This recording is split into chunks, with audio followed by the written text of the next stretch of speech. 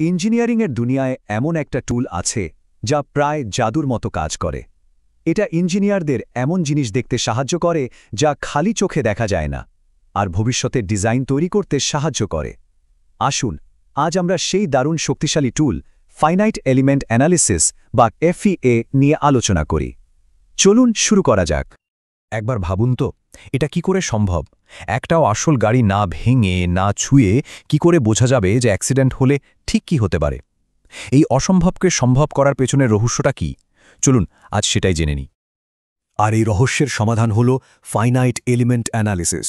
সহজ কথায়, এটা এমন একটা পদ্ধতি যা যে কোনো জিনিসের ওপর চাপ বা তাপ দিলে তার আচরণ কেমন হবে সেটা আগে থেকেই বলে দিতে পারে। দেখুন, বাস্তব দুনিয়ার যে কোনো জিনিস, ধরুন একটা গাড়ির বডি বা একটা ব্রিজ, আসলে কোটি কোটি কণা দিয়ে তৈরি। টেকনিক্যাল ভাষায় আমরা একে বলি কন্টিনিয়াম। এখন এর প্রত্যেকটা বিন্দুতে কি প্রভাব পড়ছে সেটা একবারে হিসেব করাটা প্রায় অসম্ভব একটা ব্যাপার।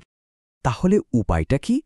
যদি পুরোটা একসাথে বিশ্লেষণ করা না যায়, তাহলে ইঞ্জিনিয়াররা একটা দারুণ কৌশল ব্যবহার করেন, আর সেটা হলো ভেঙে ফেলা।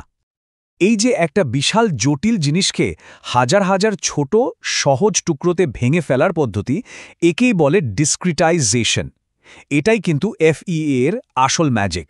একটা অসম্ভব কঠিন সমস্যাকে অনেকগুলো সহজ সমস্যায় ভাগ করে নেওয়া হয়, যা কম্পিউটার খুব সহজেই সমাধান করতে পারে। প্রসেসটা অনেকটা লেগো ব্লকস দিয়ে কিছু বানানোর মতো। প্রথমে পুরো জিনিসটা নেওয়া হলো, তারপর সেটাকে ছোট ছোট সিম্পল শেপ, যেমন ত্রিভুজ বা চারকোনা ব্লকে ভাঙা হলো। আর এই ব্লকগুলো যেখানে একে অপরের সাথে জোড়া লাগে, সেই পয়েন্টগুলোকে বলে নোড। প্রত্যেকটা ছোট এলিমেন্টের হিসেব করা কিন্তু খুব সহজ। এর ফলে একটা জটিল অঙ্ক অনেকগুলো সহজ অঙ্কে পরিণত হয়। কিন্তু প্রশ্ন হলো, এই প্রত্যেকটা ছোট টুকরোর হিসেব কিভাবে হবে? আচ্ছা, টুকরো তো করা হলো।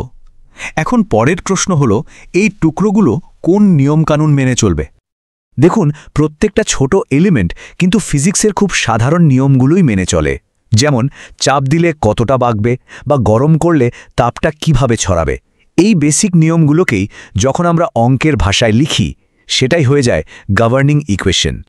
আর এই নিয়মগুলো লেখার জন্য ইঞ্জিনিয়ারদের হাতে কয়েকটা পরীক্ষিত পদ্ধতি আছে, যেমন গ্যালারকিন মেথড বা রিডস মেথড।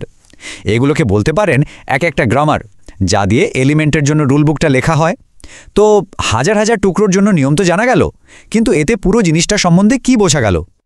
এবার আসে আসল মজাটা। সব ছোট ছোট পাজলের টুকরোগুলোকে একসাথে জোড়া লাগিয়ে বড় ছবিটা দেখার পালা। এবার আমরা জুম আউট করে পুরো সিস্টেমটাকে দেখব। প্রত্যেকটা এলিমেন্টের ছোট ছোট সমীকরণকে এক করে একটা বিশাল মাস্টার ইকুয়েশন বানানো হয়, যাকে বলে গ্লোবাল ম্যাট্রিক্স। এটাকে একটা জায়ান্ট স্প্রেডশিটের মতো ভাবতে পারেন, যেখানে লেখা আছে কোন নোডটা অন্য কোনো নোডকে কিভাবে প্রভাবিত করছে। এটাই হলো পুরো সিস্টেমটার একটা ডিজিটাল ব্লুপ্রিন্ট। এই বিশাল ম্যাট্রিক্সটা সমাধান করা কিন্তু মানুষের পক্ষে প্রায় অসম্ভব। এখানেই কাজে লাগে কম্পিউটারের সুপার পাওয়ার। কম্পিউটার এটাকে সলভ করেই বলে দেয় পুরো জিনিসটার কোথায় চাপ পড়বে, কোথায় বেঁকে যাবে বা কোথায় তাপমাত্রা বাড়বে।